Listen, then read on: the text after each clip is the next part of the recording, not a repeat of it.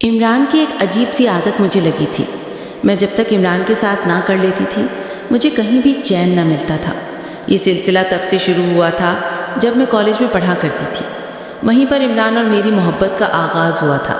پہلے تو ہم دونوں صرف ایک دوسرے کو دیکھا کرتے تھے، پھر آہستہ آہستہ نزدیکیاں بڑھنے لگیں۔ عمران اور میرے بیچ دوستی ہو گئی۔ پھر آہستہ آہستہ میں عمران سے ملنے لگی۔ عمران کا ایک دوست اسی شہر میں رہتا تھا، جبکہ عمران ایک چھوٹے سے شہر سے تعلق رکھتا تھا۔ میں اسی شہر میں پڑھائی کی خاطر آیا تھا۔ عمران کے دوست کا فلیٹ ہمیشہ خالی رہتا تھا کیونکہ اس کے دوست کی فیملی ملک سے باہر رہائش پذیر تھی۔ پہلے دن جب مجھے عمران ملنے کے لیے اس فلیٹ پر لے آیا تو میں بہت گھبرائی ہوئی تھی، مگر پھر عمران نے مجھ سے اتنی پیار سے بات کی اور بہت سارے وعدے کیے کہ میرا یقین کبھی بھی نہیں توڑے گا۔ تو میں نے عمران کی بات پر یقین کر لیا اور اس کی محبت میں گرفتار ہو گئی۔ پہلے تو صرف باتوں تک بات محدود تھی، پھر آہستہ آہستہ ہمارے بیچ کی دوریاں مٹنے لگیں، کیونکہ ایک لڑکا لڑکی آخر کب تک دوست رہ سکتے ہیں، اور وہ بھی ایک ایسی جگہ پر جہاں پر ان کے بیچ میں کوئی تیسرا موجود نہ ہو۔ میرے ابو ایک سرکاری ملازم تھے، وہ ہمیشہ اپنے دفتر کے کاموں میں مصروف رہتے تھے، جس کی وجہ سے ان کا مجھ پر خیال نہ رہتا تھا۔ امی کو بھی یقین تھا کہ میں پڑھائی کرنے کالج جاتی ہوں، مگر پڑھائی میں تو میرا شروع سے دل نہیں لگتا تھا۔ پھر جب سے عمران سے ملاقات ہوئی تو جیسے ہی مجھے پڑھائی سے دور اختیار کرنے کا ایک بہانہ مل گیا تھا۔ میں گھر سے عبایا پہن کر نکلتی اور کالج میں جا کر اتار دیتی تھی، کیونکہ مجھے اپنی خوبصورتی پر بہت زیادہ ناز تھا۔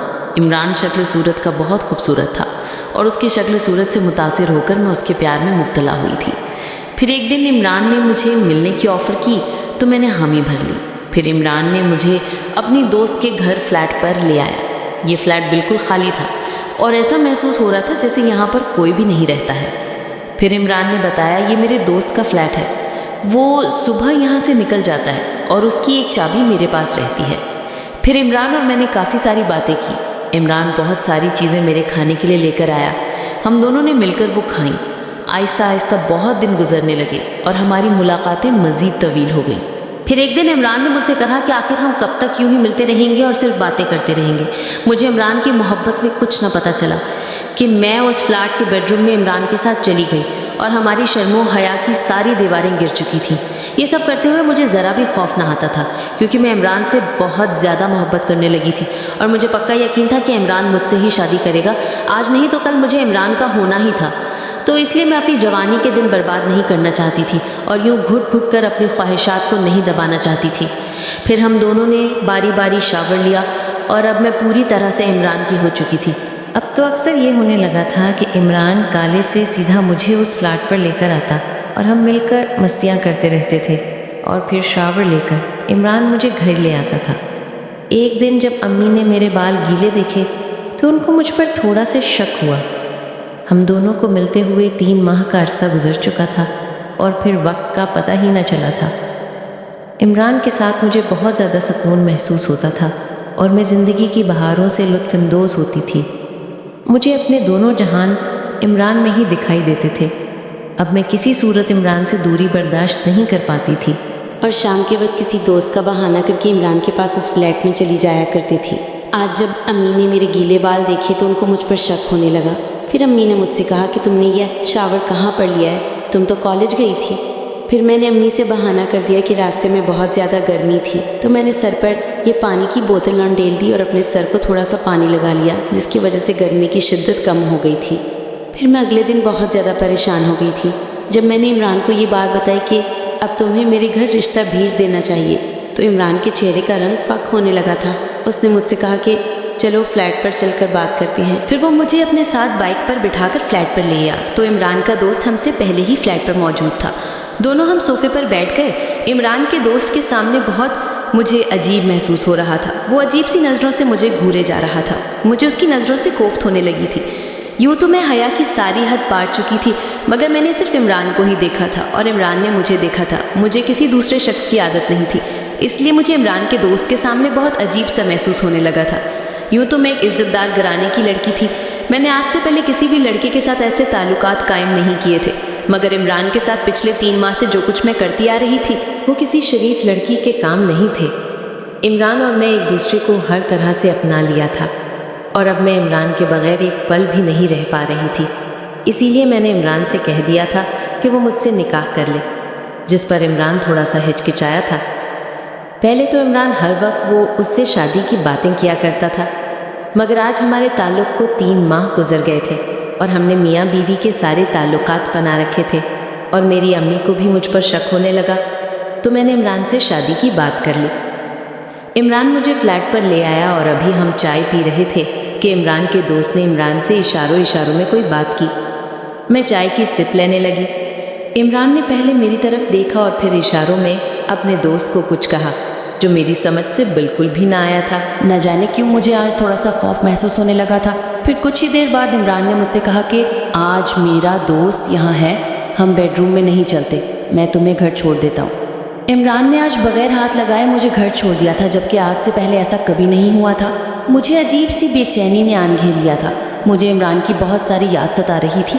پھر میں نے عمران کو کال کی، گھر میں اپنی سہیلی کا بہانہ کر کے تم سے ملنے آ رہی ہوں، مجھے شدت سے تمہاری یاد ستا رہی ہے۔ عمران نے آج پہلی بار مجھے اتنا روڈلی جواب دیا تھا کہ جب میں عمران کی اس فلیٹ پر پہنچی، اس کا دوست اس کے ساتھ موجود تھا۔ وہ دونوں ایک عجیب سی حالت میں تھے اور صرف شارٹس پہنے ہوئے تھے۔ وہ ایک مووی دیکھ رہے تھے۔ عمران نے مجھے بھی وہیں پر بیٹھنے کا اشارہ کیا۔ عمران کے دوست کے ساتھ وہ مووی دیکھتے ہوئے مجھے ہچکچاہٹ محسوس ہو رہی تھی، تو عمران نے مجھے تسلی دی کہ اسے شرمانے کی ضرورت نہیں، تم اسے بھی اپنا دوست ہی سمجھو۔ عمران کی اس بات پر مجھے تھوڑی سی حیرت ہوئی، پھر میں وہیں پر بیٹھ گئی۔ کچھ دیر کے بعد عمران کمرے میں چلا گیا اور مجھے اشارہ کیا کہ میرے ساتھ آؤ۔ میں عمران کے ساتھ چلی گئی۔